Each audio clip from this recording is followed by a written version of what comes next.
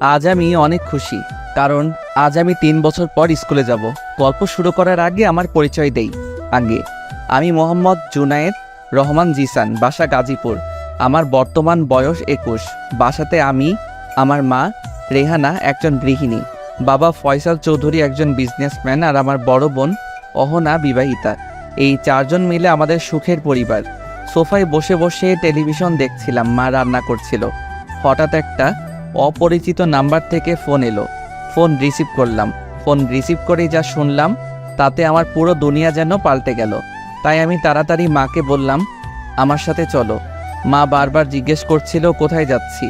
আমি কিছু না বলে একটা অটো ডেকে অটোতে মাকে নিয়ে উঠে পড়লাম। অটোওয়ালাকে একটা হসপিটালের ঠিকানা দিলাম, তারপর ওইখানে নিয়ে যেতে বললাম। গন্তব্যে পৌঁছে হসপিটালের ভিতরে গেলাম। মা আমাকে জিজ্ঞেস করলো কি হয়েছে। তাই আমি মাকে বললাম যে বাবার কার অ্যাক্সিডেন্ট হয়েছে। তারপর রিসিপশন থেকে বাবা কোন রুমে আছে তা শুনে গেলাম বাবার কাছে যেতেই মা বাবাকে জড়িয়ে ধরে হাউমাউ করে কান্না করছে। আমিও নিজেকে সামলাতে না পেরে কান্না করছি। তারপর ডাক্তার আঙ্কেলকে বললাম বাবার কি হয়েছে, কথা বলছে না কেন। আসলে ডাক্তার আঙ্কেলকে আঙ্কেল বলার কারণ হলো উনি আমাদের ফ্যামিলি ডক্টর, আর এটা ওনারই হসপিটাল। দেখো বাবা, তোমার বাবার গুরুতর অ্যাক্সিডেন্ট হওয়ার কারণে তিনি প্যারালাইজড হয়ে গিয়েছেন। যদি সময় মতো ওষুধ খাওয়ানো ও সঠিক যত্ন নেওয়া যায়, আর যদি উপরওয়ালা চায়, তাহলে খুব তাড়াতাড়ি উনি সুস্থ হয়ে যাবেন। এরপর বাবাকে 2 মাস হসপিটালে থাকতে হয়, এরপর বাসাতে আনা হয়। এদিকে বাবার কোম্পানি দেখাশোনা করছেন বাবার পিএ, কিন্তু কোনো এক কারণে তার মৃত্যু হয়ে যায়। আর এদিকে কোম্পানি অবনতি হচ্ছে দিন দিন। তাই আমি সিদ্ধান্ত নেই যে আমি কোম্পানির দেখাশোনা করব। এই সিদ্ধান্ত সবাইকে বলে দিই, সবাই রাজি হয়ে যায়। তখন আমার বয়সেই বা কত ছিল, মাত্র 18। তখন আমি 10ম শ্রেণীতে পড়তাম। পড়ালেখা ছেড়ে দিয়ে কোম্পানির দেখাশোনা করছি। নতুন পিএ নিয়োগ দিয়েছি। প্রথম কোম্পানি চালাতে হিমশিম খেতাম, কিন্তু আস্তে আস্তে মানিয়ে নিয়েছি নিজেকে। আস্তে আস্তে কোম্পানির অনেক উন্নতি করেছি। আল্লাহর রহমতে এখন বাবা পুরোপুরি সুস্থ। বাবার পুরোপুরি সুস্থ হতে 3 বছর লেগে যায়। এতক্ষণ যা শুনলেন সেসব ছিল অতীত। এখন বর্তমানে আসা যাক। রাতে সবাই মিলে একসাথে খেতে বসেছি। এখন বাবা পুরোপুরি সুস্থ, তাই বাবাকে আমার সিদ্ধান্ত জানিয়ে দেই যে আমি আবারও আমার পড়াশোনা শুরু করব। আর তুমি তো সুস্থ, তাই তুমি কোম্পানির দেখাশোনা করবে, আর আমি আমার স্কুল জীবনটা শেষ করব। তারপর বাবা বললেন, এই বুড়ো বয়সে লেখাপড়া করবি, লোকে কি বলবে? বললাম পড়াশোনার কোনো বয়স হয় না, আর লোকে কি বলবে বলুক, আমার তাতে কিছু যায় আসে না। পরে বাবা মাকে জোরাজোরি করায় তারা রাজি হয়। তাই আজ আমিও আম্মু যাচ্ছি স্কুলে। আজকে আমি স্কুলে ভর্তি হব, ক্লাস করব, আবার আগের মতো স্কুল লাইফটা এনজয় করতে পারবো। উফ, কি আনন্দটাই না লাগছে। খুশিতে ডান্স দিতে ইচ্ছা করছে। আব্বু আগে থেকে স্কুলের স্যারের সাথে কথা বলে রেখেছে, তাই স্কুলে ভর্তি হতে কোনো ঝামেলা পোহাতে হয় না। স্কুলে ভর্তি হয়ে বই নিয়ে বাসায় চলে এলাম। বিকেলে বন্ধুদের সাথে মাঠে আড্ডা দিতে দিতে সন্ধ্যা হয়ে গেছে, তাই বাসায় গিয়ে ফ্রেশ হয়ে খেয়ে দিয়ে পড়তে বসলাম। নতুন বই পড়ার মজাটাই অন্যরকম। পড়া পড়তে পড়তে একসময় টেবিলের উপর ঘুমিয়ে পড়লাম। সকালে আম্মুর ডাকে ঘুম ভাঙলো, তাই রেডি হয়ে ব্রেকফাস্ট করে স্কুলে গেলাম। আজ স্কুলে আমার প্রথম দিন। স্কুলে আজকের দিনটা খুব ভালোভাবে কেটে গেল। বিকেলে বাসায় ফিরে বন্ধুদের সাথে আড্ডা দিতে গেলাম, আবার সন্ধ্যায় বাসায় ফিরলাম। গিয়ে ফ্রেশ হয়ে খেয়ে দিয়ে পড়তে বসলাম। এমন সময় টেবিলে বইয়ের পাশে রাখা ফোনটা বেজে উঠল।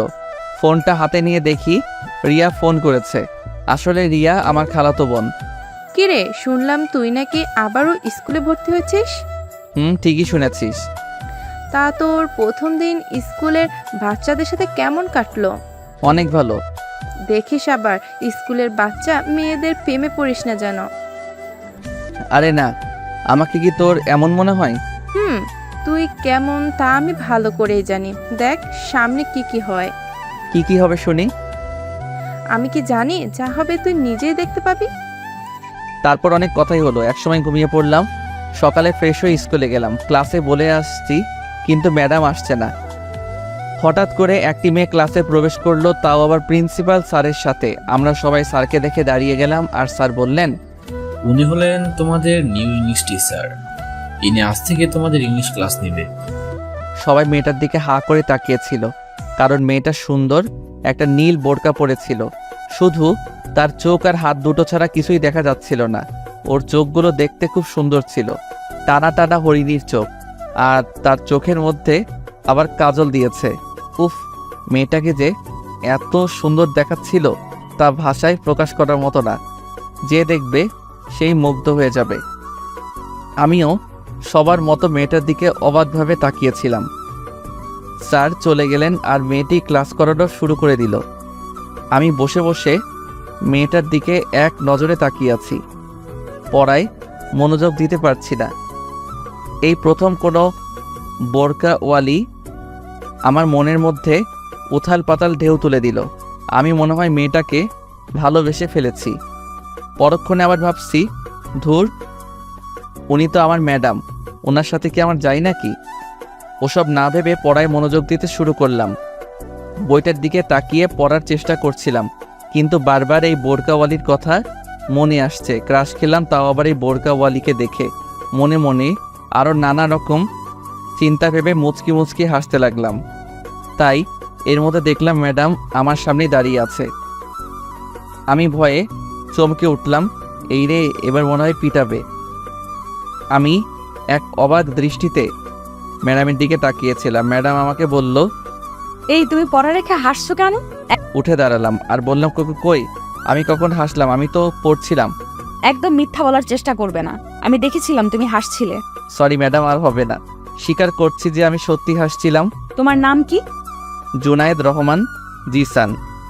এত বড় হয়ে গেছো, এখনো ক্লাস 10-এ? এর আগে কয় বছর ফেল করেছিলে? হ্যাঁ, আসলে পড়ালেখা কয়েক বছর আগে ছেড়ে দিয়েছিলাম কিছু অসুবিধার জন্য। ও আচ্ছা, ঠিক আছে। এখন এখান থেকে সামনের টেবিলে গিয়ে বসো। বেশ অবাক হয়ে গেলাম। কেন ম্যাডাম? তোমাকে সামনে গিয়ে বসতে বলেছি না? যাও সামনে গিয়ে বসো। তোমার এত কথা বলার সাহস হয় কি করে? আমি আর কোনো কথা বলার সাহস পেলাম না, তাই বাধ্য হয়ে সামনের সিটে গিয়ে বসে পড়লাম আর মাথা নিচু করে বই খুলে পড়ায় মনোযোগ দিতে চেষ্টা করছিলাম, কিন্তু পারছিলাম না। ম্যাডাম বসে বসে সবার পড়ার উপর নজর রাখছিলেন, মাঝে মাঝে আমার দিকে তাকিয়েছিলেন। এভাবে দেখতে দেখতে ওনার ক্লাস শেষ হলো। আস্তে আস্তে অন্য সব ক্লাস শেষ হলো, কিন্তু মন দিয়ে একটা ক্লাসও করতে পারলাম না। কিভাবে পড়বো বলেন? মন তো বোরকাওয়ালি ম্যাডামের কাছে পড়ে আছে। দেখতে দেখতে টিফিনের ঘন্টা বেজে গেল। বাইরে দাঁড়িয়ে আছি আর ম্যাডামের কথা ভাবছি। উনি কেমন দেখতে? বয়সে কি আমার থেকে বড় হবে নাকি ছোট? এইসব আর কি। অনেকক্ষণ ধরে দাঁড়িয়ে আছি আর মাঠের দিকে তাকিয়ে আছি। সবাই খেলছি আর আমি একাই দাঁড়িয়ে আছি। হঠাৎ একটা মেয়ের ডাক শুনতে পেলাম। জিসান ভাইয়া ভাইয়া বলে ডাকছে। পিছে ঘুরে দেখি একটা মেয়ে এদিকে এগিয়ে আসছে। মেয়েটি আমার সামনে এসে দাঁড়ালো আর বলল, ভাইয়া, আপনাকে একটা কথা বলার ছিল। কি কথা? আর তুমি কে? আমি নুসরাত। আমার একটা কথা বলার ছিল। আসলে ভাইয়া, আমার বান্ধবী মিমি আপনাকে লাইক করে। সে আপনাকে এই চিঠিটা দিতে বলেছে। হাতে একটা কাগজ ধরিয়ে দিয়ে মেয়েটা চলে গেল। আমি শুধু ভ্যাবলার মতো তাকিয়ে দেখলাম। স্কুলে সবেমাত্র 2-3 দিন হলো এসেছি, আর এরই মধ্যে লাইক করে ফেললো। হায়রে কপাল! আবার যদি কেউ এইসব জানতে পারে তাহলে আমার মান সম্মান প্লাস্টিক হয়ে যাবে। হাতের চিঠিটার দিকে তাকালাম। মন চাইলো একটু খুলে দেখি আমি তাতে কি লেখা আছে। যখনই চিঠির ভাঁজটা খুলতে যাব তার আগেই কেউ একজন চিঠিটা টান মেরে আমার হাত থেকে কেড়ে নিল। আমি সামনের দিকে তাকিয়ে দেখি বোরকাওয়ালি ম্যাডামটা আমার সামনে দাঁড়িয়ে আছে। ওনার চোখ দেখে স্পষ্ট বুঝে গেছি উনি খুব রেগে আছে। ওনাকে দেখে আমার গলা শুকিয়ে গেল। আমি ভয়ে বারবার ঢোক গিলতে লাগলাম। মাথা নিচু করে দাঁড়িয়েছিলাম। তখন উনি বললেন, কি হচ্ছে এখানে? আর এসবের মানে কি? কি বলবো কিছুই বুঝতে পারছি না। চুপচাপ দাঁড়িয়ে আছি। তারপর উনি আমাকে ধমক দিয়ে বললেন, কিরে, এসবের মানে কি? হ্যাঁ, দাঁড়া, আজ প্রিন্সিপাল স্যারকে বলে এই স্কুল থেকে তোকে বের করার ব্যবস্থা করছি। আমার ইতিমধ্যে ভয়ে গা থেকে ঘাম পড়তে শুরু করছে। এখানে আমার দোষ কি? আমি তো কিছুই বুঝতেছি না। আমি কি মেয়েটাকে চিঠি দিয়েছি নাকি? আর চুপ করে থাকলে হবে না। এই কথা পাঁচকান হওয়ার আগে ম্যাডামকে বোঝাতে হবে। তাই আমি মাথা তুলে ম্যাডামকে বললাম, ম্যাডাম আমি কি করেছি? আমাকে বের করবেন কেন? আমি তো এখানে দাঁড়িয়েছিলাম, ওই মেয়েটা আমাকে চিঠিটা দিয়ে গেল। আমি তো ওকে চিনি না, তাহলে আমাকে শাস্তি দিবেন কেন? শাস্তি দেওয়ার হলে ওই মেয়েটাকে দিন। কিছুক্ষণ চুপ করে থাকলেন। আমি মনে করলাম ম্যাডাম আমার কথাগুলো বুঝতে পেরেছে, কিন্তু না, উল্টো উনি আমাকেই শাসাচ্ছেন। এই চিঠিটা দেখেছিস? এই চিঠিটা স্যারের কাছে যদি নিয়ে গিয়ে বলি তুই ওই মেয়েটাকে ভালোবাসিস, ওই মেয়েটা তোকে চিঠি দিয়েছে, তাহলে তোর কি হবে বুঝতে পারছিস তো? মিথ্যে অপবাদ দিয়ে আমাকে ফাঁসিয়ে আপনার কী লাভ? আপনি শিক্ষক, আপনার কাজ ভুলগুলো শুধরে দেওয়া, অন্যায়ের প্রতিবাদ করা। তা না করে উল্টো আপনি আমাকে ফাঁসাতে চাচ্ছেন। কি বললি? আমি তোকে ফাঁসাতে চাইছি?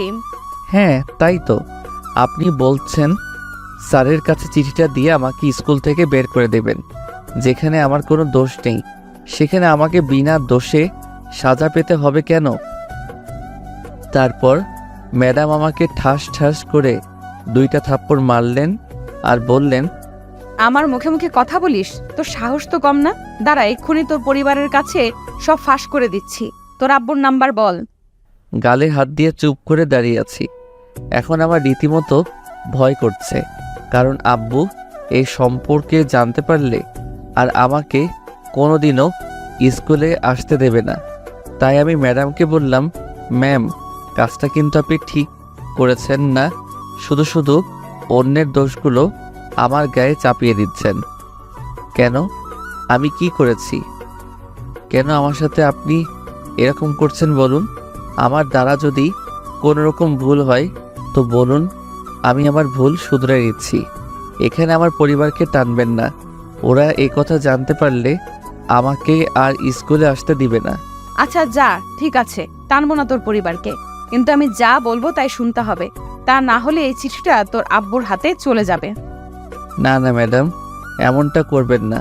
আপনি যা বলবেন আমি তাই শুনবো, তবুও আব্বু যেন কিছু জানতে না পারে। ঠিক আছে, যা এখন ক্লাস থেকে ব্যাগ নিয়ে আয়। ম্যাডামের কথা শুনে আমি বেশ অবাক হয়ে ওনার দিকে তাকালাম। জীবনে হয় এই প্রথম কোনো ম্যাডাম কোনো ছাত্রকে এইভাবেই ব্ল্যাকমেইল করে কাজ করাচ্ছে। আমি আর কিছু না বলে ওনার কথা মতো ক্লাস থেকে ব্যাগ নিয়ে আসলাম। তারপর ওনার পিছু পিছু হাঁটছি আর মনে মনে ওনাকে গালি দিচ্ছি। স্কুল থেকে বের হয়ে আমি আর ম্যাডাম দুজনে গেটের বাইরে দাঁড়িয়ে আছি। আমি কোনো কথা বলছি না, শুধু চুপচাপ ওনার কাণ্ড কারখানা দেখছি। তারপর উনি একটা রিক্সা দাঁড় করালেন। তারপর উনি রিক্সাতে উঠে বসলেন আর আমাকেও বসতে বললেন। কিরে দাঁড়িয়ে আছিস কেন? ওঠ। না মানে ম্যাডাম, আপনার সাথে একসাথে রিক্সায় উঠলে লোকজন খারাপ ভাববে। লোকে কি ভাববে ভাবুক, তোকে উঠতে বলেছি, ব্যাস তুই উঠবি। আমি আর কোনো কথা শুনতে চাই না। কি আর করার, বাধ্য হয়ে রিক্সায় চড়তে হলো। কোনো কথা বলবি না, চুপচাপ বসে থাক। কথা বললে একদম খবর করে ছেড়ে দিব, বলে দিলাম। আমার হাত ধরে গা ঘেঁষে কথাটা বললেন। আমি শুধু ভাবছি কি হচ্ছে এসব আমার সাথে? এসব স্বপ্ন নয় তো যে ম্যাডামকে আজ প্রথম বোরকা পরা অবস্থাতে দেখে ক্লাস খেলাম, সেই আবার আমার সাথে এক রিক্সায় হাত ধরে বসে আছে। সব কিছু যেন স্বপ্নের মতো লাগছে। কোনোদিন ভাবতে পারিনি যে মেয়েকে দেখে ক্রাশ খেলাম তার সাথে এক রিক্সায় বসতে পারবো। রিক্সাওয়ালা আপন মনে রিক্সা চালাচ্ছে আর ম্যাডাম আমার হাত ধরে কাঁধে মাথা রেখে বসে আছে। তারপরে কেমন যেন সব গুলিয়ে যেতে লাগলো। তার মানে কি উনি আমাকে ভালোবাসে? যদি ভালো না বাসেন তাহলে ওই মেয়ের চিঠি দেওয়ায় এত কেন রেগে গেলেন? আর আমার সাথে এভাবে রিক্সায় কেন বসে আছেন? কিছু তো একটা খটকা লাগছে, কিন্তু কি তা বুঝে উঠতে পারছি না। ম্যাডামের গলার শব্দ শুনে আমি ভাবনার জগৎ থেকে বাস্তবে ফিরলাম। আমি আর কিছু না বলে চুপ করে বসে রইলাম। আর ম্যাডাম আমার হাত ধরে চুপটি করে আমার ঘাড়ে মাথা দিয়ে শুয়ে আছে। ওনার এরকম ব্যবহার আমাকে খুব ভাবাচ্ছে। উনি আমার সাথে এরকম করছেন কেন? উনিও কি আমাকে ভালোবাসে? না, এটা কি করে সম্ভব? আমাদের তো শুধু আজকেই পরিচয় হলো, তাহলে কিভাবে সম্ভব এটা? উনি যেভাবে আমার গা ঘেঁষে শুয়ে আছে, মনে হচ্ছে আমি ওনার স্বামী। এইভাবে বেশিক্ষণ থাকলে আমি নিজেকে সামলাতে পারবো না। কিন্তু কি করব? কিছু বলতে গেলে তো ওনার ধমক খেতে হবে। আমি কি করব কিছুই বুঝতে পারলাম না। আমি ভয়ে ভয়ে ম্যাডামকে বললাম, ম্যাডাম একটু সরে বসুন প্লিজ। লোকে দেখলে কি ভাববে বলুন তো দেখি? কি আর ভাববে? লোকে বলবে জামাই আর বউ একসাথে ঘুরতে বেরোচ্ছে। কি বলছেন এসব? ম্যাডাম একটা দুষ্টু হাসি দিয়ে আবার আমার কাঁধে মাথা রাখলেন। আমার কাঁধ থেকে ওনার মাথা সরানোর সাহস আমার নেই। আর যে হারে ম্যাডাম আমাকে কথা শোনাচ্ছে, আর বেশি কথা বললে ম্যাডাম আমাকে ফাঁসি দিয়ে দিবে। আমি আর কিছু না বলে চুপ করে বসে রইলাম আর নিজেকে গালি দিতে লাগলাম। কেন যে ওই মেয়েটার হাত থেকে চিঠিটা নিতে গেলাম? চিঠিটা যদি না নিতাম তাহলে এভাবে ফাঁসতে হতো না। আর আজকালকার মেয়েগুলো পারেও বটে, সুন্দর ছেলে দেখলে পিছু লেগে থাকে। 2 দিন হলো স্কুলে গেলাম, এরই মধ্যে লাইক করে ফেলেছে। এই বয়সী মেয়েগুলো প্রেম প্রীতির কি বোঝে? সব মেয়েগুলো বদের হাড্ডি। আরও নানান চিন্তা মাথার মধ্যে ঘুরপাক খাচ্ছিলাম। হঠাৎ ম্যাডামের কথার শব্দ আমার কানে ভেসে আসলো। যা এখন নাম। ভাবনার জগৎ থেকে বেরিয়ে এলাম। এবার আমি ওনার দিকে এক দৃষ্টিতে তাকিয়ে বললাম, মানে? কানে শুনতে পাস না? নামতে বলেছি তোকে। কেন? কেন মানে? পাশে তাকিয়ে দেখ, সব বুঝতে পেরে যাবি। ওনার কথা মতো পাশে তাকাতেই আমার চোখ ছানা বড়া হয়ে গেল। নিজের চোখকে বিশ্বাস করতেই পারছি না, তাই নিজের চোখ ভালো করে ডলে নিলাম। আবার তাকালাম, তাকিয়ে দেখি আমার বাড়ির গেটের সামনে। হায় আল্লাহ, এখন কি করব? এখন যদি কেউ দেখে ফেলে তখন আমি কি করব? আমার তো পড়ালেখার 12টা বেজে যাবে।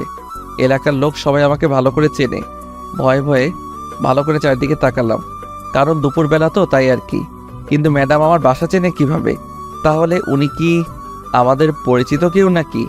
যাই হোক, এখন এসব ভেবে কাজ নেই। ম্যাডাম আমার বাসায় আসলো কেন সেটাই জানতে হবে। আমি ম্যাডামের দিকে অসহায়ভাবে তাকালাম। ওনার চোখ দেখে বুঝি উনি খুব খুশিতেই আছে। তার মানে কি উনি আমার আব্বুকে সত্যি সত্যি সব বলে দেবে? হায় আল্লাহ, আমাকে রক্ষা করে এই মেয়ের কাছ থেকে। কেন যে এই মেয়ে কপালে এসে জুটলো? এখন আমার ভয়ের মাত্রা আরও বেড়ে গেল। জানি না আব্বু এসব কথা শুনলে আমার কি হাল করবে। সব থেকে বড় কথা, আমি ওনার বড় ছেলে এসব জানতে পারলে আব্বু খুব অপমানী হবে। না, আর কিছু ভেবে লাভ নাই, আমাকে ম্যাডামকে আটকাতেই হবে, তা না হলে আমার আর পড়াশোনা করা হবে না। তাই ম্যাডামকে বিনীত সুরে বললাম, ম্যাডাম আপনি তো বলেছিলেন আব্বুকে কিচ্ছু বলবেন না, তাহলে বাসায় কেন নিয়ে আসলেন? প্লিজ ম্যাম, আপনাকে হাত জোর করে বলছি, আব্বুকে এসব কিছু বলবেন না। ম্যাডাম একটা অট্ট হাসি দিয়ে বলল, থুর, আমি তোমার আব্বুকে কিছু বলতে আসিনি, তোমাকে বাড়িতে পৌঁছে দিতে এসেছি। আর হ্যাঁ, আমার কথা মতো যদি না চলো তাহলে তোমার আব্বুকে এই চিঠিটা দিব, মনে থাকে জানো। ম্যাডামের কথা শুনে একটা স্বস্তির নিঃশ্বাস নিলাম। কিন্তু ম্যাডাম আমাকে ক্লাস করাতে না দিয়ে বাসায় পৌঁছে দিলেন কেন? ম্যাডাম বললেন, কারণ যদি তুমি আজ সব ক্লাস করতে তবে মেয়েগুলো ছুটির পর তোমার সাথে দেখা করত আর তোমার কাছে তার প্রপোজের অ্যান্সার চাইতো, আর তুমি ওর সৌন্দর্য দেখে হ্যাঁ বলে দিতে, তাই তোমাকে বাসায় নিয়ে এসেছি। ম্যাডামের কথা শুনে অবাক দৃষ্টিতে তাকিয়ে আমি বললাম, কি বলছেন এসব? আমি কেন তার প্রপোজে রাজি হব? হবে হবে, সব ছেলেরাই এমন হয়, মেয়েদের দেখলে পেছনে পড়ে থাকে। অন্য ছেলেরা কেমন তা আমার জানা নেই, তবে আমি সবার থেকে আলাদা। ভাই, বাস্তবে আমি হলাম ভদ্র শয়তান, দ্য ওয়ার্ল্ড ফেমাস রিটার।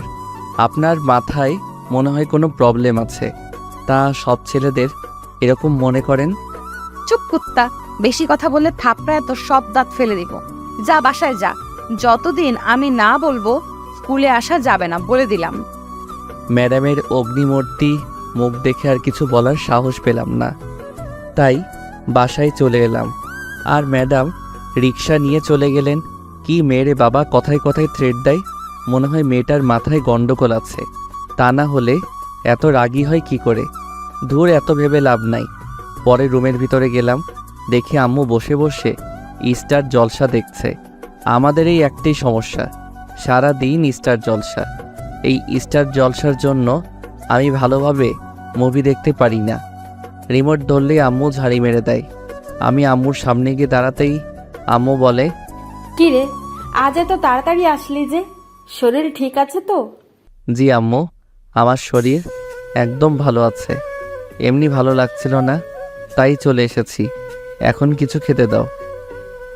অতঃপর আমি গেলাম ফ্রেশ হতে। ফ্রেশ হয়ে খাবার টেবিলে এসে বসলাম।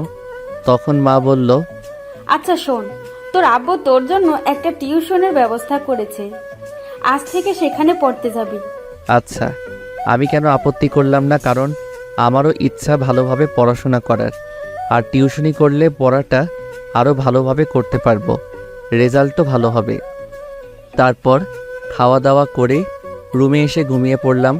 হঠাৎ বিকালে আম্মু এসে ডাক দিল, তাই উঠে ফ্রেশ হয়ে বের হয়ে পড়লাম টিউশনিতে যাওয়ার জন্য।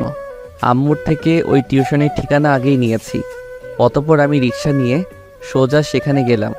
একটা দোতলা বাড়ির সামনে গিয়ে নামলাম। ঠিকানা হিসেবে এটাই সেই বাসা। আমি বাসার ভিতরে ঢুকলাম। নিচতলায় একটা দরজায় লেখাই ছিল, এখানে টিউশনি পড়ানো হয়। তারপর আমি দরজায় নক করলাম। নক করতে একটা পিচ্চি মেয়ে এসে দরজা খুলে দিল, আর আমাকে দেখে একটা মুচকি হাসি দিয়ে বলল, আসুন ভিতরে। অতঃপর আমি ভিতরে ঢুকে পড়লাম। দেখি ওই বোরখা পরা মেয়েটা একটা চেয়ারে বসে আছে। আমি ওনাকে দেখে থমকে গেলাম। অবাক হয়ে ওনার দিকে তাকিয়ে রইলাম। মনের ভিতর টান উত্তেজনা আরও বেড়ে গেল। সেই সাথে আমার ভয়ে গলা শুকিয়ে গেল, কারণ স্কুলে একদিনে এত ভয় দেখিয়েছে, এখানে না জানি কত ভয় দেখাতে পারে আল্লাহ জানেন। মনে মনে শুধু একটাই প্রার্থনা করছি, হে আল্লাহ, তুমি আমাকে এই মেয়ের অত্যাচার থেকে বাঁচাও। হঠাৎ ম্যামের গলার আওয়াজ শুনে আমার ধ্যান ভেঙে গেল। হা করে কি দেখছো? এদিকে এসো, এসে বসো। বললাম, না মানে ম্যাডাম, আপনার কাছে কি আব্বু আমার টিউশনি ঠিক করেছে? হ্যাঁ, কেন? নাকি তোমার অন্য কোথাও টিউশনি করার ইচ্ছা আছে? না না ম্যাডাম, আমার এমন কোনো ইচ্ছা নাই। গুড বয়, এখানে এসে বসো। তারপর আমি ওনার কাছে গিয়ে টেবিলে বসলাম। এখানে আমাদের ক্লাসের 7 থেকে 8 জন ছেলে ও মেয়ে পড়ে। আমি বই খুলে বসেছি। ম্যাডাম আমাকে প্যারাগ্রাফ মুখস্থ করতে দিয়েছে। আমার মধ্যে লজ্জা আর ভয় দুটিই কাজ করছে, যার কারণে কিছুতেই পড়তে পারছি না। ভয়ে গলাটা শুকিয়ে কাঠ হয়ে গিয়েছিল। খুব পানির পিপাসা পেয়েছে। আমি এখানে কোনো ওয়াটার বোতল আনিনি। এখন কি করা যায়? ওনার কাছে চাইবো কি না ভাবছি। ভাবতে ভাবতে একবার চেয়েই নিলাম। ম্যাডাম, একটা কথা বলার ছিল। কি কথা বলো? না মানে ম্যাডাম, আমার না একটু জল তেষ্টা পেয়েছে, আমাকে কি একটু জল খাওয়াবেন? পানি খাবে? আচ্ছা, আমার সাথে এসো। বলেই আমার হাত ধরে কিচেনে নিয়ে গেল। এতে আমি বেশ অবাক হয়ে গেলাম, কারণ উনি আমাকে পানি না দিয়ে হাত ধরে কিচেনে নিয়ে গেল। আসলে উনি কি চাচ্ছেন কিছুই বুঝতে পারছিলাম না তখন। কিচেনে গিয়ে ম্যাডাম আমাকে পানি দিলেন। আমি পানি খেয়ে দাঁড়িয়ে আছি। হঠাৎ ম্যাম আমার শার্টের কলার টেনে ধরে বললেন, এই শোন, আমি তোকে এখানে এনেছি। যদি এখান থেকে অন্য কোথাও যাবার চিন্তা ভাবনা করিস, তাহলে তোর 12টা বাজিয়ে দিব, দেখিস। ওনার কথা শুনে আমার সব কিছু গুলিয়ে যেতে থাকলো ধীরে ধীরে। মানে আম্মু তো আমাকে বললো আব্বু টিউশনি ঠিক করেছে, তাহলে উনি আমাকে এখানে আনলো কিভাবে? কিছু একটা তো রহস্য আছে, কিন্তু সেটা কি আমাকে জানতে হবে। আর সেটা জানতে হলে ম্যাডামের কাছে থাকতে হবে। তাই আমি ম্যাডামকে বললাম, ঠিক আছে ম্যাডাম, যাব না। তারপর আবার ম্যাডাম আমার হাত ধরে কিচেন থেকে পড়ার টেবিলের কাছে নিয়ে আসলো। এখন সবার পড়া শেষ। আস্তে আস্তে সবাই ব্যাগ গুছিয়ে বের হতে লাগলো। আমিও ব্যাগ গুছিয়ে বের হতে ধরছিলাম, তখনই ম্যাডাম আমার হাত ধরে টান মেরে বসিয়ে দিল। আমি ভ্যাবাচাকা খেয়ে গেলাম। সবাই বেরিয়ে গেল, আমাকে যেতে দিচ্ছে না কেন। তারপর ম্যাডাম আমাকে বলল, এই শোনো, আমার সাথে যাবে কেমন? মানে তুই কালকে সঠিক সময় রেডি হয়ে বাসার সামনে থাকবি, আর আমি তোকে স্কুল যাওয়ার সময় নিয়ে যাব, বুঝলি? কেন ম্যাডাম, আমি তো আর বাচ্চা ছেলে নই যে আমাকে সঙ্গে করে নিয়ে যেতে হবে। আমি একাই যেতে পারবো, আপনাকে আসতে হবে না। চুপ, বেশি কথা বলবি না। যেতে বলেছি যাবি, ব্যাস। আমি আর কোনো কথা শুনতে চাই না। যাব না। যাবি না মানে? তুই যাবি, তোর বাপ সহ যাবে। তাহলে ওনাকে নিয়ে যান, আমি যাব না। একটা চর বসিয়ে দিল আমার গালে। বেশি জোরে মারেনি, কিন্তু খুব জোরেই লেগেছে। নরম হাতের গরম ছোঁয়া, স্যাকা খাওয়ার সম্ভাবনা বেশি। আমি গালে হাত দিয়ে চুপ করে রইলাম। আর ম্যাডাম বললেন, চিঠির কথা ভুলে গেছিস মনে হয়। চিঠির কথা শুনে বুকের ভিতর ভয় ঢুকে গেল। অতঃপর তিনি যা বললেন তাতে রাজি হয়ে রিক্সা নিয়ে বাসায় চলে এলাম। ফ্রেশ হয়ে মোবাইল নিয়ে একটু গোতাগুতি করতেছিলাম, হঠাৎ দেখি একটা আননোন নাম্বার থেকে কল এলো। কলটি রিসিভ করলাম। হ্যালো। ওপাশ থেকে মেইলি কণ্ঠে ভেসে এলো, I love you. সাথে সাথে ফোনটা হাত থেকে পড়ে গেল বিছানার উপরে। ফোনটা তুলে দেখি ফোনটা কেটে গেছে। তাই আমি ফোন দিলাম। এ কি, ফোন তো বন্ধ তাই আবার কয়েকবার দিলাম, কিন্তু ফলাফল একই, ফোন বন্ধ। চিন্তায় পড়লাম, কে এই মেয়ে, আর হঠাৎ করে আই লাভ ইউ বলার কারণটা কি? এই মেয়ে আমাকে চিনে নাকি? আরও নানা রকম চিন্তা করতে করতে ডুব দিলাম ঘুমের দেশে। সকালে ঘুম ভাঙলো আম্মুর ডাকে। ঘুম থেকে উঠে ফ্রেশ ও রেডি হয়ে দাঁড়িয়ে রইলাম গেটের সামনে, অপেক্ষা করতেছি ম্যাডামের জন্য। হঠাৎ করে একটা বড় সাদা রঙের দামি প্রাইভেট কার আমার সামনে এসে দাঁড়ালো। গাড়ি থেকে একটা মেয়ে নামলো, দেখতে খুব সুন্দর, আমাদের স্কুল ব্যাচ লাগানো তার পোশাকে। আমি বুঝতে পারলাম এই মেয়েটা আমাদের স্কুলের ছাত্রী। দেখতে বেশ সুন্দর আর মডার্নও বটে। খুব বড় লোকের মেয়ে মনে হচ্ছে। মেয়েটা আমার সামনে এসে দাঁড়ালো আর বলল, এসো, আমার সাথে এসো। সে আমার হাত ধরে। আমি বেশ অবাক হলাম। চিনি না জানি না, হঠাৎ এইভাবে হাত ধরার মানে কি? আমি তার কাছ থেকে আমার হাত সরিয়ে নিলাম। সে আমায় আরও কাছে আসলো আর রাগি লুক নিয়ে তাকিয়েছিল। আমি শুধু ভ্যাবলার মতো ওর দিকে তাকিয়েছিলাম। কিছু বলার সাহস আমার নেই, কারণ আমি মেয়েদেরকে একটু বেশি ভয় পাই। সাথে সাথে ঠাস করে একটা চরের শব্দ শুনতে পেলাম। আমি ভয়ে গালে হাত দিলাম, কিন্তু আমার গালে কোনো ব্যথা হচ্ছে না। তার মানে আমার গালে পড়েনি। তাই সামনের দিকে তাকিয়ে দেখি মেয়েটা গালে হাত দিয়ে দাঁড়িয়ে আছে। হাই আল্লাহ, ওকে আবার কে মারলো? পেছন থেকে কে যেন আমার এক হাত টান দিল। টান দেওয়ার কারণে আমি একটু পেছনে সরে গেলাম। তাকিয়ে দেখি বোরকাওয়ালি ম্যাডাম। স্তব্ধ হয়ে গেলাম। এখন কি করব? ম্যাডাম তো আমাকে আস্ত খেয়ে ফেলবেন। যে রাগী মেয়ে, আমাকে কোনো মেয়ের সাথে কথা বলতে দেখলেই হলো আমার 12টা বাজিয়ে ছাড়বে।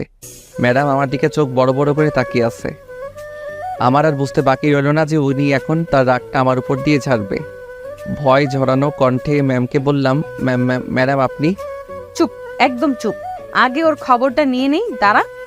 চুপ করে রইলাম। কথা বলতে গেলে হয়তো এই চটটা আমার গালে পড়বে, তাই চুপ করে রইলাম। ম্যাডাম মেয়েটির সামনে গিয়ে দাঁড়ালো। মেয়েটি অনেক ভয় পেয়েছে, তাই গালে হাত দিয়ে মাথা নিচু করেছিল।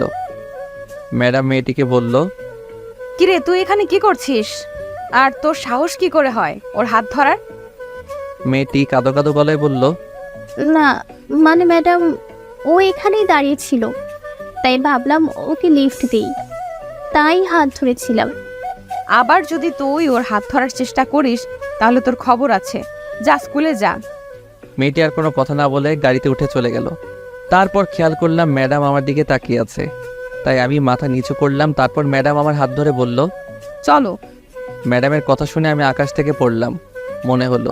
কি হলো ম্যাডামের বকা দিল না কেন? উল্টো আরও রোমান্টিক ভাব দেখা যাচ্ছে। কেন কথা বললো না?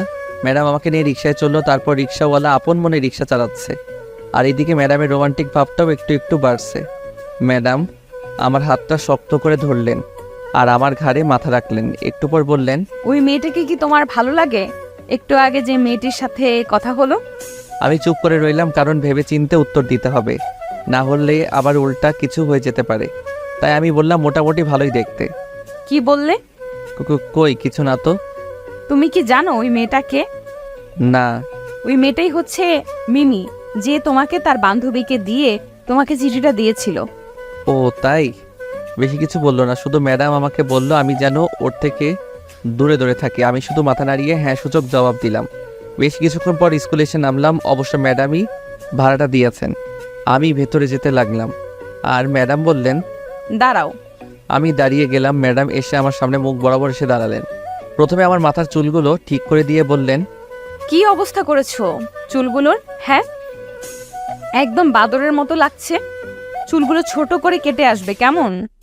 একটু মুচকি হাসি দিয়ে মাথা নাড়িয়ে চলে আসলাম ক্লাসে বসে আছি। ক্লাস শুরু হতে এখন অনেক সময় বাকি আছে, তাই আমি বসে বসে ম্যাডামের দেওয়া পড়াগুলো রিভাইজ দিচ্ছিলাম।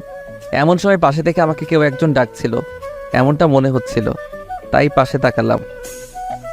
দেখি জানালায় সেই নুসরাত জাহান মিমি নামের মেয়েটা আমাকে ডাকতেছে। আমি বললাম কি, পাশেই ম্যাডামদের অফিস রুম। তাই আমি নুসরাতকে বললাম কি হয়েছে। সে কিছু না বলে আমার দিকে একটা কাগজ ছুঁড়ে মারল আর দৌড়ে চলে গেল। আমি বোকা সেজে বসে রইলাম।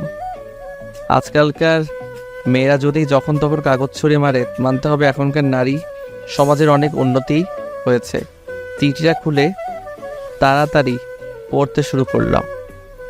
খুব বেশি কিছু লেখা ছিল না, তাতে লেখা ছিল, আমার প্রশ্নের উত্তর চাই, আমাকে ভালোবাসবে কি না আজকের মধ্যেই উত্তর চাই।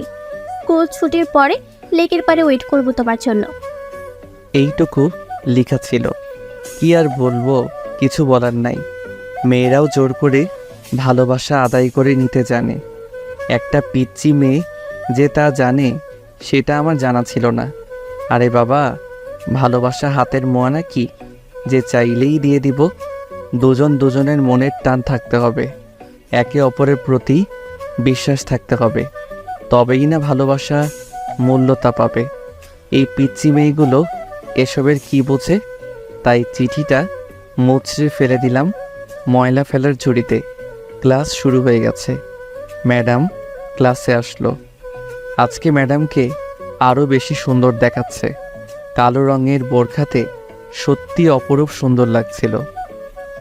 যদি বোরকার তলে থাকা মায়াবী মুখখানা দেখতে পারতাম তবেই নিজেকে ভাগ্যবান মনে হতো, কারণ উনি আমার ফার্স্ট ক্রাশ। আর ক্রাশকে দেখার সৌভাগ্য কয়জনের হয়? একটু পর ক্লাস আরম্ভ হলো। সবাই মনোযোগ দিয়ে পড়ছে, শুধু আমার মনোযোগ ম্যাডামের দিকে। বারবার আর চোখে ম্যাডামের দিকে তাকাচ্ছিলাম। ম্যাডাম হয়তো সেটা বুঝতে পেরেছে, কিন্তু আমাকে কিছু বলল না।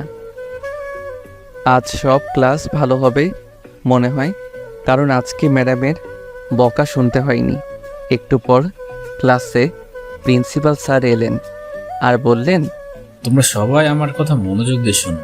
তোমাদের সবার জন্য আনন্দ ভ্রমণের ব্যবস্থা করা হয়েছে। যারা যারা অংশগ্রহণ করতে চাও তারা অফিস কাউন্টার পর্যন্ত ফি জমা দিয়ে দিও। এই শুক্রবার সকালে আমরা সবাই রওনা দিব। সময় ও জায়গা তোমাদের সবাইকে পরে বলে দেওয়া হবে। স্যারের কথা শুনে সবাই খুশি হলো। সবাই আনন্দে হইচই শুরু করে দিল। আমার পাশে বসে থাকা একটি ছেলে, নাম সিয়াম, সে আমাকে বলল, তুমি কি আমাদের সাথে যাবে? খুব মজা হবে। যাব। অতপর স্যার চলে গেল। সবাই পড়ায় মনোযোগ দিল, আমিও মনোযোগ দিলাম। হঠাৎ ম্যাডাম আমার সামনে এলো। আমি চমকে গেলাম। ম্যাডাম আমাকে বললেন, তুমি যাব? হ্যাঁ যাব। ওকে, আজকে ছুটির পর বাসায় যেতে হবে না, সোজা আমার সাথে যাবে। ছুটির কথা বলতেই আমার নুসরাত মানে মিমির কথা মনে পড়ে গেল। মিমি তো আমাকে দেখা করতে বলেছিল, তাই এসব ভেবে ম্যাডামকে বললাম, ম্যাডাম আমার ছুটির পর বাসায় কাজ আছে, তাই আমাকে বাসায় যেতে হবে। মিথ্যা বললাম, আসলে আমার কোনো কাজ নেই। তারপর ম্যাডাম আমাকে আর কিছু বললেন না, তিনি তার চেয়ারে গিয়ে বসলেন। আমি ভাবছি আজকে ম্যাডাম এত ভালো হয়ে গেল কি করে? আমাকে কিছু বলছে না কেন? আমি যাই বলছি ম্যাডাম সব মেনে নিচ্ছে। অতপর স্কুল ছুটি হলো। স্কুলের পাশেই লেক আছে। ব্যাগ গুছিয়ে হাঁটতে হাঁটতে চলে এলাম লেকের পাড়ে। সেখানে আগে থেকেই মিমি উপস্থিত ছিল। আমি যেতেই মিমি আমাকে বলল, এদিকে এসো। হাত ধরে গাছের কোণায় নিয়ে গেল। বলো কি বলবে? মিমি আমাকে ধাক্কা দিয়ে গাছের সাথে ঠেকিয়ে দিল। আমি হকচকিয়ে গেলাম। সে ধীরে ধীরে আমার মুখের সামনে আসতে লাগলো। ওর গরম নিঃশ্বাস আমার মুখের উপর পড়ছে। হঠাৎ মিমি আমাকে জড়িয়ে ধরে ঠোঁটে ঠোঁট মিলিয়ে দিল। আমিও নিজেকে সামলাতে পারিনি। মিমির হাতে নিজেকে সঁপে দিলাম। নিজেকে সামলাতে না পেরে মিমিকে জড়িয়ে ধরলাম। এমন সময় মিমি আমাকে ছেড়ে দৌড়ে পালালো। ও আমাকে ছাড়তেই আমার হাঁপানি শুরু হয়ে গেল। কিন্তু মিমি এভাবে পালালো কেন? হঠাৎ করে কেউ আমাকে পেছন থেকে টান মারলো। আমি ভাবলাম হয়তো মিমি, কিন্তু না, চোখ মেলে তাকানোর আগেই ঠাস ঠাস করে দুটো চড় বসিয়ে দিল। কানের নিচে চিনচিন ব্যথা অনুভব করছি। খুব জোরে দিয়েছে চড় দুটো, কিন্তু মারলো কে? তাই সামনে তাকিয়ে দেখি মিমি দাঁড়িয়ে আছে, আর তার হাত ধরে আছে বোরখাওয়ালি ম্যাডাম। ভয়ে আমার হাঁটু কাঁপাকাঁপি শুরু হয়ে গেল। এখন না জানি কি করে বসে আল্লাহ জানেন। ম্যাডামের চোখ দুটি লাল পর্ণে ধারণ করেছে। ওনার চোখের দিকে তাকিয়ে আমার ভয় আরও দ্বিগুণ বেড়ে গেল। মনে মনে শুধু একটাই প্রার্থনা করছি, এই মেয়ের হাত থেকে রক্ষা করো খোদা, আর জীবনেও এমন ভুল হবে না, শুধু শেষবার রক্ষা করো। ম্যাডাম মিমির হাত ছেড়ে দিয়ে মিমিকে বলল, মিমি, তুই বাসায় যা, আর কালকে তোর আব্বু ও আম্মুকে আমার সাথে দেখা করতে বলবি। মিমির দিকে চেয়ে দেখি সে ভয়ে কান্না করে দিয়েছে। মিমি কান্না করলে মিমিকে বেবির মতো লাগে। মিমি কান্না মাখা কণ্ঠে বলল, প্লিজ ম্যাম, আমাকে যা শাস্তি দেবেন দেন, তবু আমার আব্বুকে কিছু বলবেন না। তিনি জানতে পারলে আমাকে আর স্কুলে আসতে দিবে না। আমি আপনার দুটি পায়ে ধরে বলছি ম্যাডাম, প্লিজ ম্যাম, একটিবার সুযোগ দেন, আমি আর ওর সামনে যাব না। এই শেষবার তোমাকে মাফ করলাম। ফের যদি তোমাকে ওর আশেপাশে দেখি তাহলে তোমার আর রক্ষা নেই। যাও, এখন বাসায় যাও। অতঃপর মিমি চলে গেল। এখন আমার কি হবে? ম্যাডাম যে আমার দিকে তেড়ে আসছে, এখন মনে হয় আমাকে আস্ত গিলে খাবে। ভাবছি পালালে কেমন হয়, কিন্তু কি লাভ, পরে আমারই বেশি ক্ষতি হতে পারে। ম্যাডাম আমাকে রাগী গলায় বলল, কি তোর জরুরি কাজ, তাই না? চুপ করে থাকতে পার পাবি না। আমি তখন মাথা নিচু করে দাঁড়িয়েছিলাম। ম্যাডাম তখন ব্যাগ থেকে ফোনটা বের করলো। এটা কি দেখেছিস? আমি সামনের দিকে তাকাতেই আমার চোখ কপালে ওঠার মতো অবস্থা, কারণ ম্যাডাম সব কিছু ভিডিও করে রেখেছে। এখন আর আমার বাঁচার কোনো উপায় নেই। অসহায়ের মতো করুণ অবস্থা আমার। করুণ দৃষ্টিতে ম্যাডামের দিকে তাকিয়ে বললাম, এটা কেন করলেন ম্যাডাম? আমার তো কোনো দোষ ছিল না, সব দোষ ওই মেয়েটাই করেছে। কেন শুধু শুধু আমাকে ফাঁসাচ্ছেন? তোকে না বলেছিলাম ওর থেকে দূরে দূরে থাকবি? আর আজকে তোকে জিজ্ঞাসা করলাম আমার সাথে যাবি কিনা, তুই মিথ্যা বলেছিস, তাই এমনটা করেছি। এখন বল, তোকে কি শাস্তি দেওয়া উচিত? যা খুশি করেন। রাগ দেখিয়ে চলে এলাম ওখান থেকে। ম্যাডাম ওইখানে দাঁড়িয়েছিল। বাসায় এসে খেয়ে দিয়ে একটা ঘুম দিলাম। তার পরের দিন আর স্কুলে যাইনি। ভালো লাগছিল না স্কুলে যেতে। কোচিং করতেও যাইনি। আমাকে আজকে যেতে হবে, কারণ সবাই আনন্দ ভ্রমণে বের হবে। তাই আমি সকাল সকাল রেডি হয়ে স্কুলে গেলাম। আজ ম্যাডামকে কোথাও দেখিনি। স্যাররা সবাই ব্যস্ত। অনেক ছেলেমেয়েরাই আনন্দ ভ্রমণে যাওয়ার জন্য সেজে গুজে এসেছে। 2টা বাস আনা হয়েছে। আমি আগে থেকে বাসে বসে মোবাইল বের করে গান শুনছিলাম। পুরো বাস ফাঁকা, এমনকি ড্রাইভারও নেই, কারণ বাস ছাড়বে আরও 2 ঘন্টার পর। আমি জানালার ধারের সিটে বসে আছি, আর সবাই মাঠে গল্প করছে, সবাই হাসি খুশি। হঠাৎ ম্যাডাম বাসে উঠলেন। হয়তো আগে থেকে ম্যাডাম আমাকে বাসে উঠতে দেখেছে, আমি তেমন একটা পাত্তা দিলাম না। ম্যাডাম কালো রঙের একটা বোরখা পরেছে, দেখতে খুব সুন্দর লাগছিল। তাতে আমার কি? আমি অন্যদিকে মুখ ঘুরিয়ে নিলাম। ম্যাডাম এসে আমার পাশের সিটে গা ঘেঁষে বসতে বসতে বললেন, কি জিসান সাহেব রাগ করেছেন? ওই কুত্তা কথা বল, না হলে থাপ্পড় দিয়ে দাঁত ফালায় দিব। ম্যাডাম এবার সহ্য করতে না পেরে আমার হাতে ও পিঠে ধুমধাম করে কিলঘুষি মারতে লাগলো। বলেন তো, ওনার নরম হাতের ঘুষি খেতে কার না ভালো লাগবে? আমার হাসি পাচ্ছিল। আমি আমার হাসি আটকাতে না পেরে হেসে দিলাম। ম্যাডাম আরও বেশি রেগে গেলেন। ম্যাডাম উঠে যেতে ধরছিল। হঠাৎ ওনার হাত ধরে টান মারলাম, কিন্তু কেন হাতটা টান মারলাম তা আমি জানি না, নিজের অজান্তেই হাতটা চলে গেল। ম্যাডাম টাল সামলাতে না পেরে আমার বুকের উপরে পড়ে গেল। তাই দেখে ম্যাডাম লজ্জায় চোখ বন্ধ করে ফেললেন। খুব মায়াবী লাগছিল ম্যাডামকে তখন।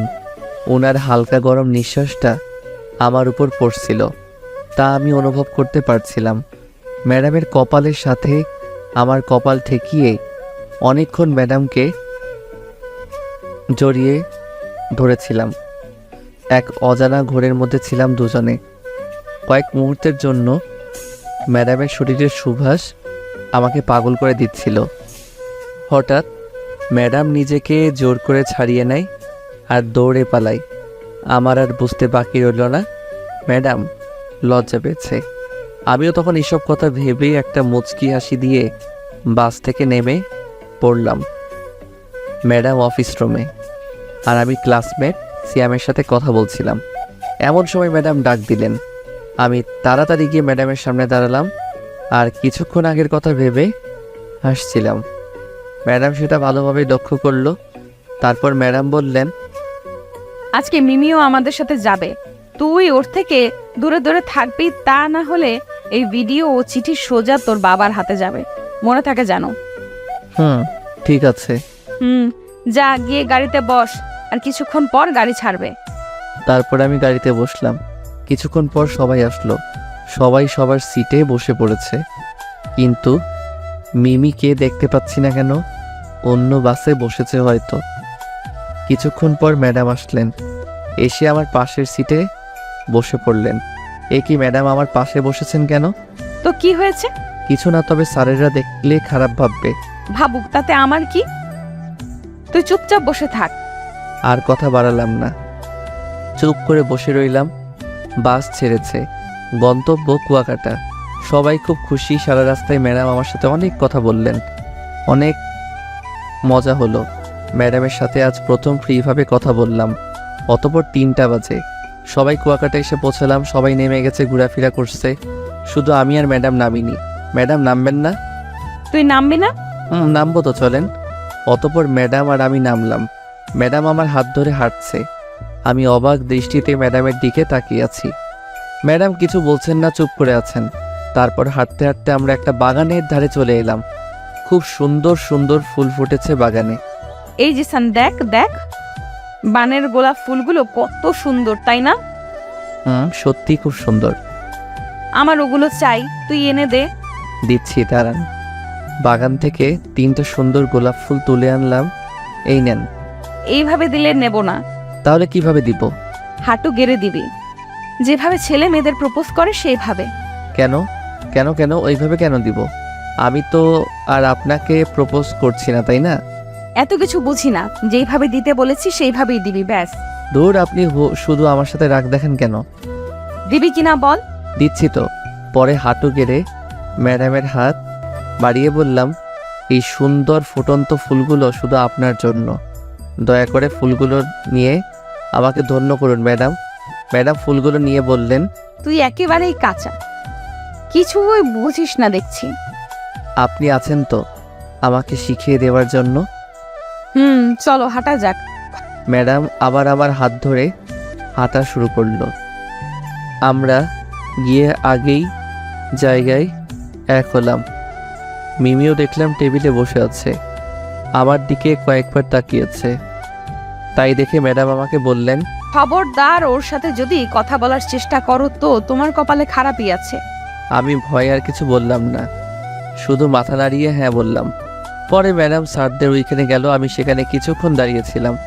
রাস্তার ওই পাশে একটা ফ্লেক্সির দোকান দেখা যাচ্ছে, যাই সেখান থেকে ফ্লেক্সি করে আসি। হাঁটা দিলাম। ম্যাডাম পেছন থেকে ডাক দিলেন, কই যাও? একটু আসছি ম্যাম। পাশে তাকাতেই দেখি একটা সাদা রঙের কার আমার দিকে এগিয়ে আসছে। আমি সরে দাঁড়ানোর আগে গাড়িটা আমাকে ধাক্কা দিয়ে চলে যায়। সাথে সাথে আমি মাটিতে পড়ে গেলাম। চোখ দুটো আস্তে আস্তে বন্ধ হয়ে গেল, জ্ঞান হারিয়ে ফেললাম আমি। তারপর কি হলো আমার কিছুই মনে নেই। যখন আমার জ্ঞান ফিরল তখন চোখ মেলে তাকিয়ে দেখি আমি একটা রুমের মধ্যে একটা বেডে শুয়ে আছি। হাতের অনেক ব্যথা অনুভব হচ্ছে। ডান হাত পুরোটাই ব্যান্ডেজ করা, সব শিক্ষার্থীরা আমাকে দেখতে এসেছে। আশেপাশে ভালোভাবে তাকিয়ে দেখি এটা একটা হোটেল। ম্যাডাম আমার পাশে বসে আছে, ভাই স্যারেরা এখানে উপস্থিত আছে। আমি উঠে বসলাম। আরে আরে, উঠে বসছো কেন? প্লিজ শুয়ে থাকো। না ম্যাম, আমি ঠিক আছি। মাঝখান থেকে হেড স্যার এসে আমার পাশে বসলেন। এখন কেমন লাগছে? ভালো। সরি স্যার, আমার জন্য আপনাদের আজকের আনন্দটা মাটি হয়ে গেল। আরে ধুর বোকা ছেলে, আগে মানুষের জীবনে সুস্থতা দরকার, তারপর জীবনে আনন্দ দরকার। সুস্থ না হলে তুমি কেমন করে আনন্দ করবে? ডাক্তার বলেছে তুমি 2-3 দিনের মধ্যে সুস্থ হয়ে যাবে। অতপর আমি আর কিছুই বললাম না। স্যার সব ছাত্র ও ছাত্রীদের নিয়ে বাইরে চলে গেল। শুধু ম্যাডাম গেলেন না, আমার পাশে বসে রইলেন। আমি ম্যাডামকে বললাম, আপনি যাবেন না? তোমাকে রেখে আমি কি করে যাব বলো? কেন? আমাকে রেখে আপনি যাবেন না কেন?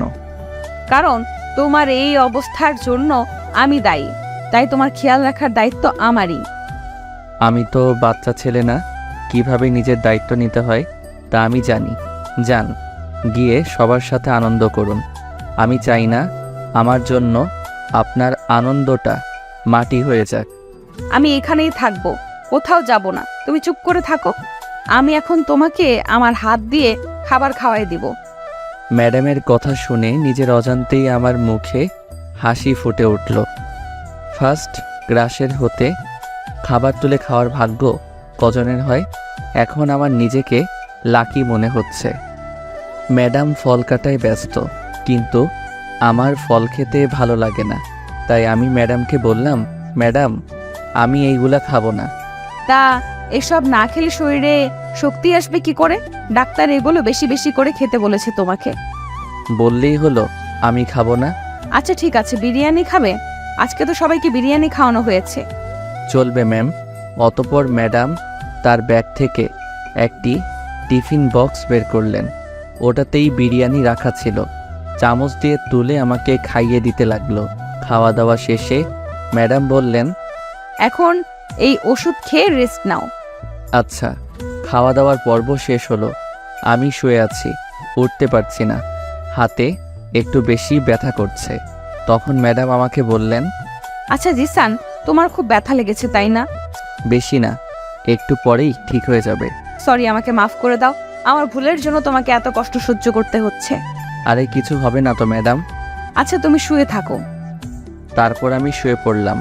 কিছুক্ষণ পর আমার চোখ জোড়া বন্ধ হয়ে গেল। ঘুমিয়ে পড়লাম আমি। হঠাৎ কেমন জানি শরীরটা গরম গরম লাগছে। শরীরে ব্যথা পাওয়ার কারণে জ্বর জ্বর অনুভব হচ্ছে। বিড়বিড় করছি, এটা কি আবোল তাবোল বলছি নিজেও জানি না। ঝাপসা ঝাপসা চোখে দেখছি ম্যাডাম আমার কপালে জলপট্টি দিয়ে দিচ্ছে। তখন আমার কপালে একটু ঠান্ডা অনুভব হচ্ছিল। নিঃশ্বাস নিতে কষ্ট হচ্ছে আমার। ঘুমিয়ে গেলাম আবার। খুব সকালে সূর্যের আলো আমার মুখের উপর পড়তেই আমার ঘুমটা ভেঙে গেল। চোখ মেলে দেখি ম্যাডাম আমার বুকে মাথা রেখে ঘুমিয়ে আছেন। আমি আটকে উঠলাম, কারণ কেউ জানলে আমাদেরকে খারাপ ভাববে। তাই আমি ম্যাডামের মাথা বুকের উপর থেকে সরানোর চেষ্টা করতে লাগলাম। কিন্তু ম্যাডাম ঘুমের ঘোরে আরও শক্ত করে আমাকে জড়িয়ে ধরলেন। আমি উঠতে চেষ্টা করলাম, কিন্তু ম্যাডাম এমনভাবে জড়িয়ে ধরেছে যে আমি কিছুতেই উঠতে পারলাম না। শুয়ে রইলাম আমিও। এখন ম্যাডাম আমার বুকের মধ্যে শুয়ে আছে, আর আমার মনের মধ্যে একটা উত্তেজনা কাজ করছে। সেটা হচ্ছে ম্যাডামের নিকাব খুলে ম্যাডামের মুখটা দেখার উত্তেজনা। নিজের মনকে কোনোভাবেই বোঝাতে পারছিলাম না, তাই সিদ্ধান্ত নিলাম ম্যাডামের চেহারার নিকাবটা একটু তুলে দেখার। তাই ধীরে ধীরে হাতটা ম্যাডামের মুখের কাপড়ের দিকে বাড়ালাম। প্রথমবার আর দ্বিতীয়বার সাহস পেলাম না, তাই হাতটা ফিরিয়ে নিলাম। তৃতীয়বার যখন ম্যাডামের মুখের কাপড়টা যেই প্রায় তুলব, ঠিক তখনই ম্যাডাম লাফ দিয়ে উঠে বসলেন। আমি থ মেরে গেলাম। এখন কি করি? ম্যাডাম আমাকে আস্ত গিলে খাবে এখন। ম্যাডাম ওনার মুখের কাপড়টা ভালোভাবে বেঁধে নিলেন, কারণ আমি একটু এলোমেলো করে দিয়েছিলাম। তারপর ম্যাডাম বিছানা থেকে উঠে গেলেন। আশ্চর্যজনক ব্যাপার হলো ম্যাডাম আমাকে কিছুই বললেন না। আমি ম্যাডামের দিকে তাকিয়ে রইলাম অবাক হয়ে। পরে ম্যাডাম ওয়াশরুমে চলে গেলেন। ভাবছি ম্যাডাম আমাকে কিছুই বলল না কেন। কাল আমার জ্বর এসেছিল, ম্যাডাম সারা রাত আমার সেবা করেছেন, মাথায় জলপট্টি দিয়েছেন, কিন্তু কেন কেন এসব করছেন উনি? তাহলে কি উনিও আমাকে ভালোবাসে? যদি ওনার মনে সত্যি আমার জন্য জায়গা হয়ে থাকে তাহলে যেভাবেই হোক, যে করেই হোক, জেনে তো নেব আমি। কিছুক্ষণ পর ম্যাডাম ফ্রেশ হয়ে বাইরে এলেন। আজকে ম্যাডামকে খুব সুন্দর লাগছে। নেভি কালারের বোরকা পরেছে, খুব মানিয়েছে ম্যাডামকে। ম্যাডাম আমাকে বললেন, ফ্রেশ হবে না? হব তো। তুমি উঠে ফ্রেশ হয়ে এসো, আমি তোমার জন্য নাস্তার ব্যবস্থা করছি। অতঃপর আমি বিছানা থেকে উঠে পড়লাম আর পা দুটো ফ্লোরে রেখে হাঁটার চেষ্টা করছি। আর তখনই হোঁচট খেয়ে পড়ে গেলাম। ম্যাডাম আমার হাত ধরলেন আর বললেন, আমার কাছে হাতটা রেখে ওঠো আগে। পরে আমি ওনার কাঁধে হাত দিয়ে উঠে দাঁড়ালাম। উনি আমাকে ওয়াশরুম অবধি পৌঁছে দিলেন আর বললেন, তাড়াতাড়ি ফ্রেশ হয়ে এসো, আমি তোমার জন্য নাস্তা রেডি করছি। আচ্ছা। তারপর ম্যাডাম চলে গেল আর আমিও কিছুক্ষণের মধ্যে বের হয়ে এলাম। ম্যাডাম আমার হাতে হাত ধরে খাবার টেবিলে নিয়ে গিয়ে বসালেন। তারপর নিজের হাত দিয়ে তুলে খাওয়াই দিলেন। খাওয়া দাওয়ার পর্ব শেষ হলো। আমি আর ম্যাডাম হাঁটতে বের হব বাইরে। আর সবার সাথে দেখা করতে হবে, সবাই নয়তো চিন্তা করবে। কিছুক্ষণ পর বাকি স্যার ম্যাডামদের সাথে দেখা করলাম। কথা বলার পর ম্যাডাম আমার কাছে আসলেন আর বললেন, চলো আমরা ওদিকটা থেকে হেঁটে আসি। আমি কোনো আপত্তি করলাম না। ম্যাডাম আর আমি একসাথে হাঁটা শুরু করলাম। ম্যাডাম আমার বাম হাতটা ধরে রেখেছে, কারণ ডান হাতটা তো মচকে গেছে। হাঁটতে হাঁটতে আমরা একটা লেকের ধারে চলে এলাম। লেকের পরিবেশটা খুব সুন্দর। চারিদিকে তখন হালকা বাতাস বইছে, কিন্তু আমার মনে অন্য কামনা বাসা বেঁধেছে। তা হলো ম্যাডামকে দেখার বাসনা। ম্যাডামকে বললে ম্যাডাম কিছুতেই আমাকে তার মুখ দেখাতে দিবে না, তা আমি জানি। কৌশলে দেখতে হবে, কিন্তু কিভাবে সেটাই ভাবছি। ম্যাডাম আমাকে এত কেয়ার করে কেন? আমিও তো ওনার ছাত্র, আর 5টা ছাত্রর মতো আমার সাথে ব্যবহার করে না, খালি রাগ দেখায়। না না, এটা রাগ না, উনি অভিমান করে। কিন্তু কেন করে? আমাকে মিমির সাথে দেখলে আরও বেশি রেগে যায় ম্যাডাম। যদি মিমি আমাকে ভালোবাসে তাহলে ওনার সমস্যা কোথায় আমি বুঝি না। উনি যদি আমার টিচারও ক্রাশ না হয়ে অন্য কেউ হতো তাহলে এতক্ষণে তাকে পিটিয়ে তক্তা বানিয়ে দিতাম। রীতিমতো টর্চার শুরু করে দিয়েছে আমার উপর। মিমির দেওয়া চিঠিটা আমার এই অবস্থার জন্য দায়ী। এসব ভাবনায় ডুবেছিলাম। তারপর ম্যাডাম বললেন, জিসান দেখো, লেকের ওই ধারের নৌকা দেখা যাচ্ছে, প্লিজ চলো না নৌকা ভ্রমণ করে আসি। সরি ম্যাডাম, আমার নৌকা ভ্রমণ করতে ভয় লাগে। তাছাড়া আমি সাঁতার জানি না। যদি কোনো বিপদ হয় নিজে তো বাঁচবই না, আপনাকেও বাঁচাতে পারবো না। তুমি সাঁতার জানো না তো কি হয়েছে? আমি তো সাঁতার জানি, আর তাছাড়া ভয়ের কি আছে? আমি তো আছি তোমার পাশে। তবু আমি যাব না। প্লিজ জিসান, প্লিজ প্লিজ, আমার এই একটা রিকোয়েস্ট রাখবে না? প্লিজ চলো। ম্যাডাম এমন বাচ্চাদের মতো বায়না করছিল যে তা দেখে আমি নিজের হাসি আটকে রাখতে পারলাম না, হেসে ফেললাম। তা দেখে ম্যাডাম বললেন, ওই কুত্তা, হাসছিস কেন? না মানে আপনি যে বাচ্চাদের মতো বায়না ধরলেন না, তা দেখে আমি আর নিজের হাসি আটকে রাখতে পারলাম না। কি বললি? আমি বাচ্চা? দাঁড়া তোকে। কথাটি বলে আমার পিঠে এলোপাতারি কিল ঘুষি দিতে লাগলো, আর আমি এদিক দিয়ে হেসেই যাচ্ছি। আর এক পর্যায়ে ম্যাডাম থেমে গেলেন। ওই কুত্তা, তুই কি খাস? তোর শরীর এত শক্ত কেন? উফ বাবা, আমার হাতটা মনে হয় ভেঙে গেল। ভালো হয়েছে। মারতে গেলেন কেন? আমি কি বলেছি আমাকে মারতে? আর এমনিতেও পুরুষ মানুষের শরীর শক্ত থাকে। হয়েছে, এখন চুপ থাক, যেতে হবে না তোকে। বুঝতে পেরেছি ম্যাডাম অভিমান করেছে, তাই আমি নিজে থেকে বললাম, ওকে চলেন যাই। কি সত্যি? তারপর আমি আর ম্যাডাম হাঁটা শুরু করলাম। তারপর নৌকার কাছে গিয়ে নৌকাতে উঠলাম। আমি এক সাইডে বসলাম আর ম্যাডাম আমার হাত ধরে বসে রইলেন। আমি তো ভয়ে থরথর করে কাঁপছিলাম, কারণ নৌকা একবার এদিক ওদিক দুলছিল। ভয়ে আমার শরীর থেকে ঘাম ছুটতে লাগলো। ম্যাডাম তা লক্ষ্য করে আমাকে বললেন, এই যে মিস্টার, ভয় পেও না, আমি তো আছি তোমার পাশে নাকি? আর তুমি এত ঘামছো কেন? দেখি মুখটা, আমার দিকে তাকাও না, দেখি। তারপর ওনার দিকে তাকালাম, কিছু বললাম না। উনি আমার গালে হাত দিয়ে বললেন, ইস, কি অবস্থা হয়েছে তোমার, ওয়েট। তারপর উনি ওনার ব্যাগ থেকে একটা রুমাল বের করে আমার মুখ পুরোটা মুছে দিলেন। আমি শুধু অবাক দৃষ্টিতে ম্যাডামের দিকে তাকিয়েছিলাম, কিছু বলতে চেয়েও বলতে পারলাম না। বেশ অনেকক্ষণ নৌকা ভ্রমণ করে নৌকা থেকে দুজনে নামলাম। ম্যাডাম ওনার ঘড়ির দিকে তাকিয়ে বললেন, ইস, কত বেলা হয়ে গেছে, চলো তো, তোমাকে কিছু খেতে হবে, তারপর আবার তোমাকে ওষুধ খাওয়াতে হবে। ম্যাডামকে জিজ্ঞেস করলাম ওষুধ কোথায় পাবো। কোথায় পাবো মানে? তোমার ওষুধ তো আগে থেকেই কিনে রাখা হয়েছে, কেন তুমি জানো না? তা জানি, কিন্তু ওগুলো আমাকে কিভাবে খাওয়াবেন? ওগুলো তো হোটেলে রাখা আছে। ধুর বোকা, আমি আসার সময় ওষুধগুলো আমার সাথে করে নিয়ে এসেছি, চলো তো, তার আগে তোমাকে কিছু খাওয়াতে হবে। আমি নীরবতা বজায় রেখে শুধু ভাবলাম, নিজের বউ থাকলেও এতটা কেয়ার করতো না যতটা না ম্যাডাম আমার কেয়ার করছে। তারপর ম্যাডাম আমাকে একটা রেস্টুরেন্টে নিয়ে গেলেন। রেস্টুরেন্টটা দেখতে খুব সুন্দর, একটা রুমের মতো বক্স বক্স করে সাজানো, যে কেউ যে কোনো একটা বুকিং করে নিতে পারবে। ম্যাডাম 3 নাম্বার বক্সটা বুকিং করলেন। 2টি সুন্দর সোফা আর একটি টেবিল সুন্দর করে গোছানো। আমি এরকম রেস্টুরেন্টে এর আগে কখনো দেখিনি। অতঃপর একজন ওয়েটার আসলো আর মেনু কার্ড দিয়ে বলল, কি খাবেন ম্যাডাম?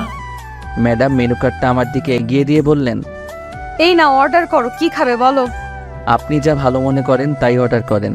তারপর ম্যাডাম কার্ড দেখে অর্ডার করলো আর ওয়েটার চলে গেল। এই নাও, পানি খাও। তারপর ম্যাডামের হাত দেখে পানির গ্লাসটা নিয়ে পানি খেলাম। তারপর বললাম, ম্যাডাম আপনি আমার এত কেয়ার করেন কেন? কারণ তোমার এই অবস্থার জন্য তো আমিই দায়ী, তাই। কেন আপনি দায়ী কেন? এটা তো আমার ভুল, আমার উচিত ছিল একটু সাবধানে চলা। আপনি এটার জন্য নিজেকে দোষী করছেন কেন? ম্যাডাম কিছু বলতে যাবে তার আগে ওয়েটার খাবার নিয়ে হাজির। তারপর ওয়েটার খাবার সার্ভ করে চলে গেল।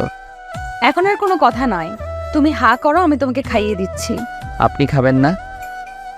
আমার এখনো খিদে পায়নি, তা না হলে তোমাকে রেখে আমি সব খাবার খেয়ে ফেলতাম, বুঝেছো?